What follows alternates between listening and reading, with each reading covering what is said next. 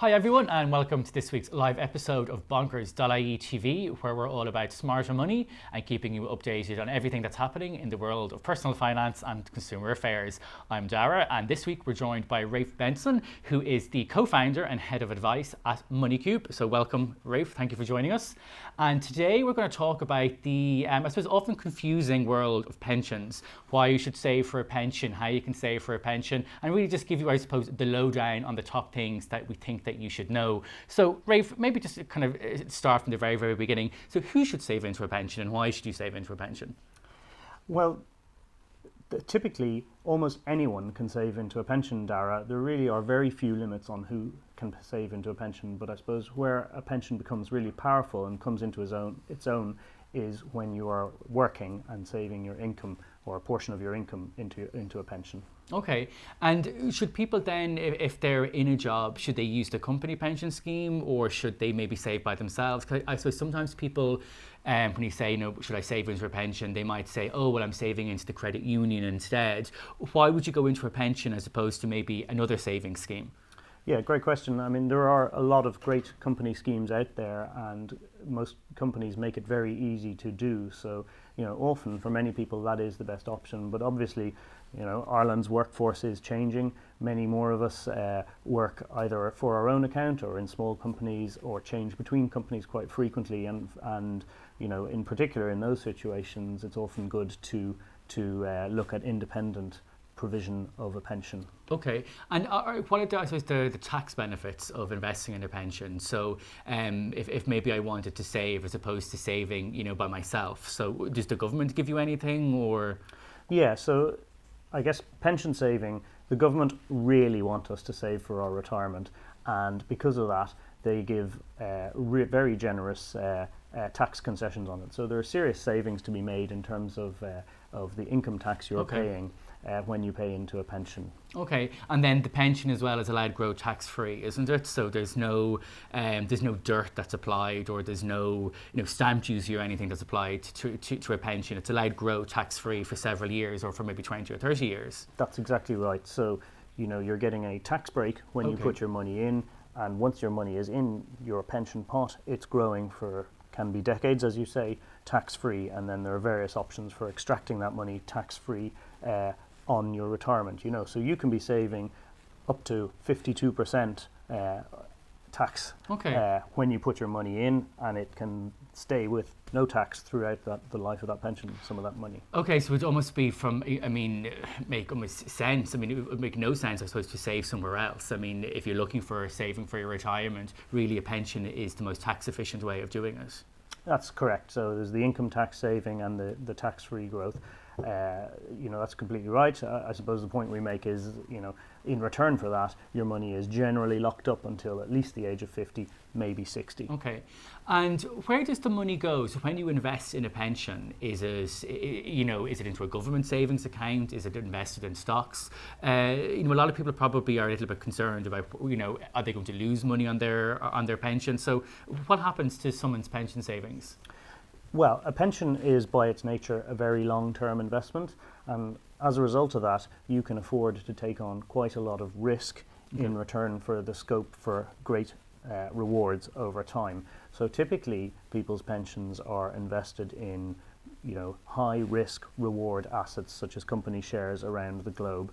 I guess what we find is now the opportunity has never been greater in Ireland in terms of taking control of where that money is invested and directing it yourself. So, as a pension owner, you can exercise a high degree of control over where that money is invested. And then maybe just taking a step back. So if somebody, let's say, joins a company, the company might have a pension scheme. So sometimes employers, will they contribute towards the pension as well?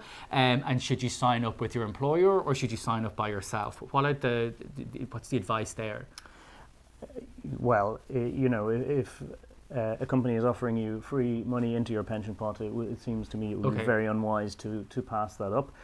I suppose it's important to remember that doesn't hold you back from setting up separate provision for your pension, and you can hold, and many of us do hold, multiple pensions from previous jobs, from existing jobs, a pension you might have for your side hustle, or a pension you might just want to run at the same time. But in general, company contributions to pensions, or many companies will match what you are contributing. Okay. That's often a good opportunity to double your money if a company is going to match you up to, say, 6% or 8% or something like that. It's shouldn't be passed by lightly. No, for sure. So I suppose what you're saying is that if you, let's say, join a company and maybe you say 5 or 10% of salary, that the company will actually match that 5 or 10%. You could have maybe 20% of salary going in, and then it's allowed to grow tax-free as well. So yeah, it almost seems like a no-brainer not to join a company pension scheme in that case. Yeah, I mean, you said at the start, I guess, that pensions are complicated, but for most people, that's a very simple decision, right? Why would you turn that down? Okay, and a lot of people might say, well, there's the state pension, there's the government pension. Why can't I rely on that? Yeah, well, the state pension exists. It pays about €12,000 a year at the moment, so just a little bit more. I guess the point we make is, no guarantees on what that will look like when we all come to retirement. And probably a decision to make in terms of whether that's an adequate level of income for you in retirement as well. Okay, because that's an important point. So that the pension at the moment is about maybe €240 a week, which is maybe between 12 and 13,000 euro a year. I guess it's not a lot to live on when you think of it. I mean, when people finish work, they might be earning 50, 60, 70 grand. So to then go down to only have 13 or 14,000, I guess it's a huge drop in income. Yeah, it's a big change, and a lot of people, in addition to that, if they've built up some private provision, they take a portion of that tax-free on retirement. Typically that kills anything remaining on the mortgage and gives you some top-up income in retirement. Okay, so I guess, yes, the government pension is there, but there's no guarantee it will be there, and it's not as much as people think it is, I guess. Yeah, and I guess the government is sending us a signal through the very generous relief it is giving for us to save privately, that the state pension cannot be counted on. And I suppose the other point to make is not everyone is entitled to the full state pension. It's connected to your working history. Okay, and nowadays you kind of touched on the point. People may have several different jobs. Maybe somebody started a pension in one company. Maybe they had to. So they could have maybe a few different pension schemes lying around the place. Are there options for those people? What happens then?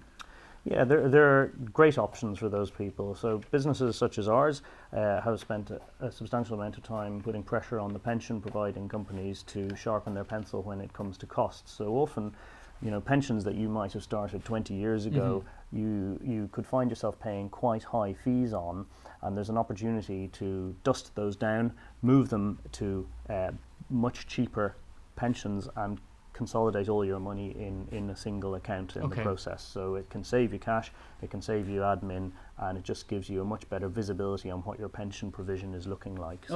So, and you would provide that service to some of your clients? We do. Okay, yeah. And I suppose that maybe kind of leads to another point.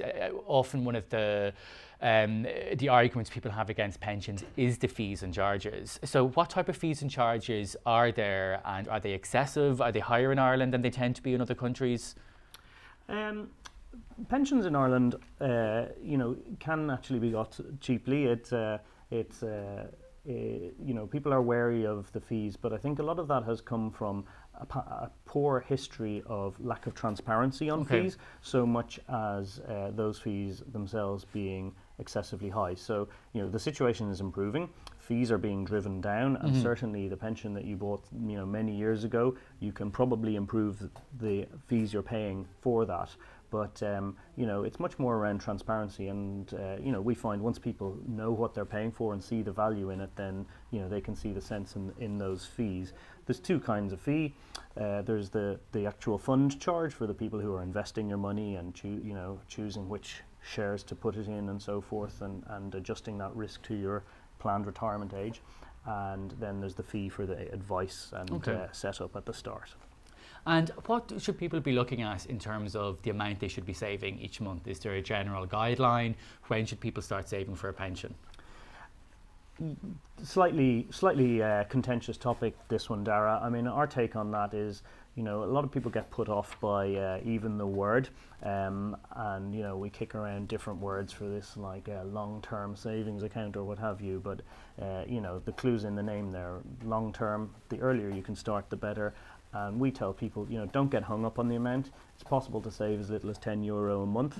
That probably won't radically change your life when you retire, but much better to start with something that's small and you're comfortable with, and increase it even 2 months later than to put it on the never. So one of the mistakes we make in Ireland is to kind of make this dream pension in the future be the enemy of kind of doing the right thing in the short term. So we'd say start small, increase later. So start small, increase later, but I guess the key thing as well, though, is that it has to be a pension policy or a pension investment. And if you're looking at saving for retirement, not to save, obviously we should save into the credit union anyway for maybe short-term savings needs. But if you are looking at saving for your retirement, it's a pension that you need to save in to get the tax relief and to get the tax-free growth. Yeah, a lot of people call it a wrapper. So your pension is a wrapper, and anything that goes inside that wrapper is tax protected, nice and simple. You'll be getting a better deal on fees, and you'll have much better prospects of investment growth than anything you'll find at the credit union. Okay, so to wrap it up, if there's somebody watching or listening who doesn't have a pension, what's maybe the one or two key pieces of advice you'd like to give them? Well, I think there's a few things to think about. There's, consider what your retirement looks like, what you'd like it to look like. Consider what you can afford to do today, and as I say, don't make the best the enemy of the good. It's easier than you think to start. Okay, great. Okay, Ralph, thank you very much for joining us. It's been a pleasure. So that wraps it up for this week's episode. If you want any more information, feel free to head over to our blog. And if you want to get in touch with us, then comment below or catch us on social media. Thanks a million for watching, and see you all again next week.